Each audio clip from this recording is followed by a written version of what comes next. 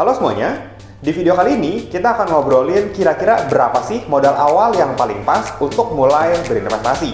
So, pasti video ini akan menarik banget, jadi pastikan teman-teman nonton sampai selesai.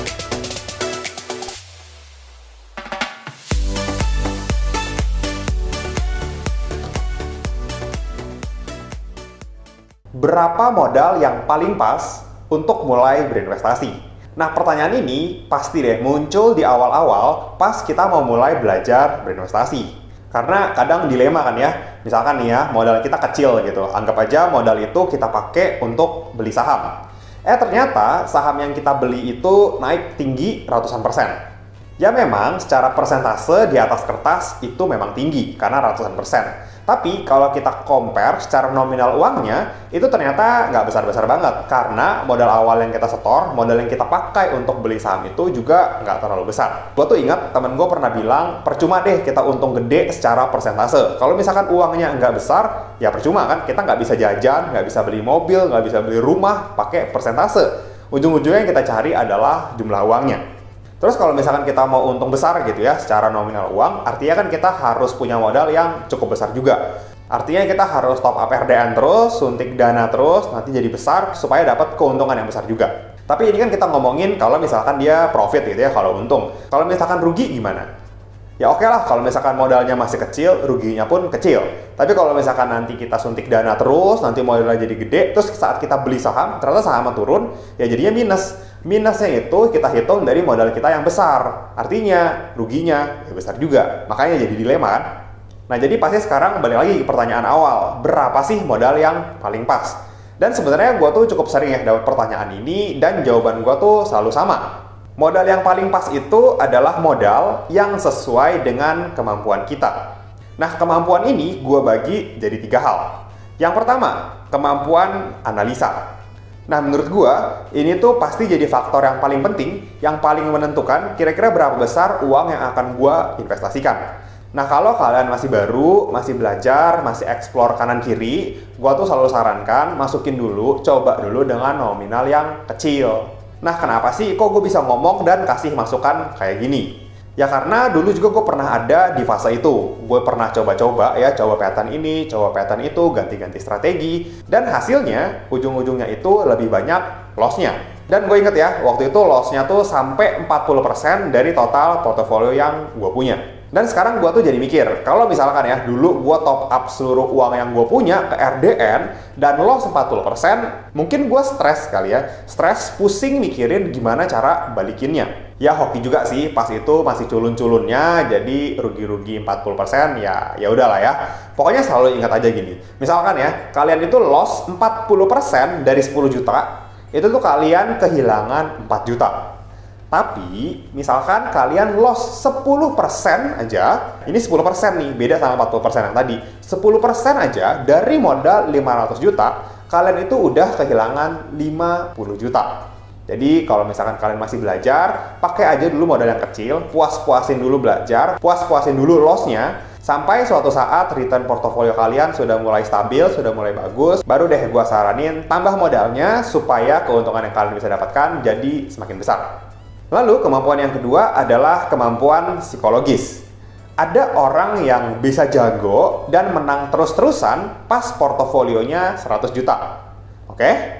Tapi pas dia top up terus gitu ya, dia nambah terus, suntik dana terus, akhirnya portofolio dia 500 juta. Nah, saat portofolio 500 juta, dia malah lebih sering loss. Kenapa bisa gitu? Karena gini nih ya, saat punya 100 juta, let's say itu dibeliin 5 emiten saham, masing-masing budgetnya 20 juta.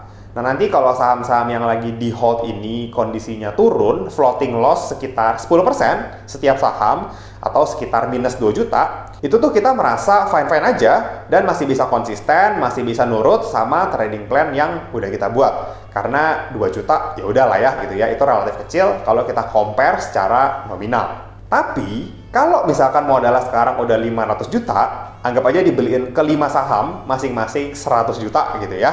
Terus kalau misalkan kondisinya floating loss juga 10%, nah 10%-nya ini udah beda. 10%-nya ini udah dari 100 juta. Artinya kondisi floating loss-nya itu 10 juta. Nah ini kondisinya udah berbeda. Floating loss 2 juta sama floating loss 10 juta itu bisa beda rasanya. Karena floating loss yang lebih besar, ini bisa bikin psikologis kita terganggu. Yang seharusnya trading plan itu stop loss-nya minus 12%, sekarang baru minus 10%, seharusnya kan belum stop loss ya. Tapi karena kita udah gemeteran gitu ya, lihat angka minus yang cukup besar, akhirnya kita cut loss duluan ya, nggak patuh sama trading plan. Dan apa yang terjadi setelah kita cut loss, karena itu adalah support kuat, akhirnya harganya mantul, dan kita malah udah keburu cut loss gitu ya, akhirnya nggak bisa nikmatin profitnya. Jadi tips yang kedua, pastikan psikologis kalian itu sudah siap dengan dana kelolaan yang semakin besar itu. Lalu lanjut, kemampuan yang ketiga ini adalah kemampuan finansial. Jangan pernah maksain untuk invest atau trading dengan uang yang besar kalau uangnya nggak ada.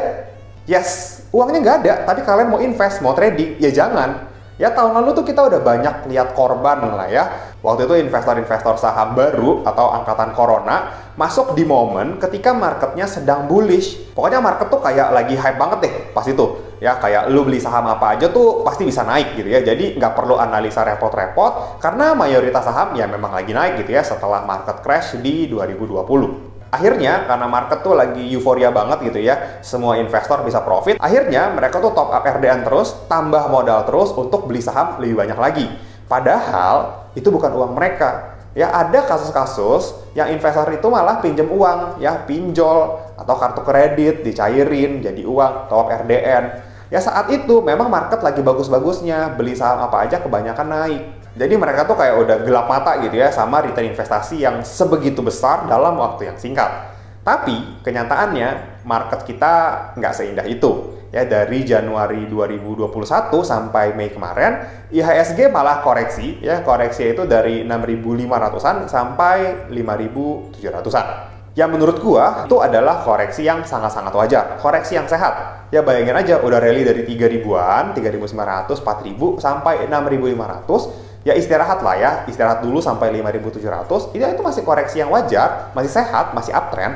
Tapi orang-orang yang beli di pucuk, yang HK di pucuk, itu pasti akan beda rasanya. Mereka tuh udah merasa ini tuh kayak market crash. Padahal ya nggak kayak begitu. Akhirnya baru di bulan Oktober 2021 ini, IHSG balik naik ke harga Januari di 6.500-an. Artinya, teman-teman yang invest di Januari itu perlu waktu sekitar 10 bulan untuk balik modal. Nah ini kondisinya beda banget ya sama akhir tahun 2020 yang kayaknya rally-nya itu cuma 3 bulan 4 bulanan. Nah orang-orang yang pinjam duit untuk investasi saham itu pasti kebingungan karena mereka harus hold 10 bulan hanya untuk balik modal. Akhirnya mereka harus cut loss, jual rugi untuk nutupin sebagian hutang. Padahal kalau dipikir-pikir ya, perusahaan yang mereka cut loss itu fundamentalnya masih bagus. Justru harusnya pas lagi koreksi itu momen beli ya, bukan momen jual cut loss gitu. Itu harus dibalik. Nah itulah kenapa gue tuh selalu menyarankan kalau kalian mau invest, mau top up RDN, sebaiknya itu pakai uang dingin. Jadi keputusan-keputusan yang kalian ambil itu bisa lebih make sense karena nggak ada tekanan gitu ya. Jadi itu ya tips yang ketiga, kalau kalian mau top up RDN, mau perbesar dana, pastikan itu adalah uang dingin. Nah lalu mungkin kalau ada teman-teman yang nanya, dulu pas gue awal investasi saham, modal gue berapa? Gue tuh dulu modalnya cuma 10 juta. Itu adalah minimum setoran di sekuritas yang dulu gue pakai. Jadi ya udah mau nggak mau ngikutin aja segitu. Yaitu dulu pas gue minus 40% itu ya dari modal 10 juta itu, artinya minus 4 juta. Nah lalu baru setelah itu gue mulai belajar, gue mulai paham, baru deh gue berani top up secara berkala untuk nambahin modal investasi gue. Dan kalau gue boleh kasih saran, santai aja, jangan buru-buru, nggak perlu bandingin return lo sama return orang lain. Karena setiap orang tuh pasti ada proses belajarnya masing-masing, ada jalannya masing-masing, dan ada risk profile yang berbeda-beda juga. Pokoknya lewatin aja proses yang harus lo lewatin supaya nantinya lo tuh bisa ketemu pattern atau pola yang paling cocok sama diri lo sendiri. Kalau ada yang mau share atau cerita soal modal awal investasi kalian, boleh ya tulis di kolom komentar. Dan pastinya jangan lupa follow Instagram Diskusi Investasi di @diskusi.investasi. Karena di sana gue banyak sharing-sharing insight dan juga trading plan.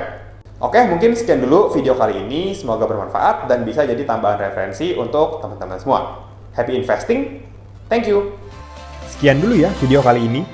Jangan lupa like, comment, subscribe, dan share video ini supaya bermanfaat bagi orang lain. Thanks for watching and see you on the next video.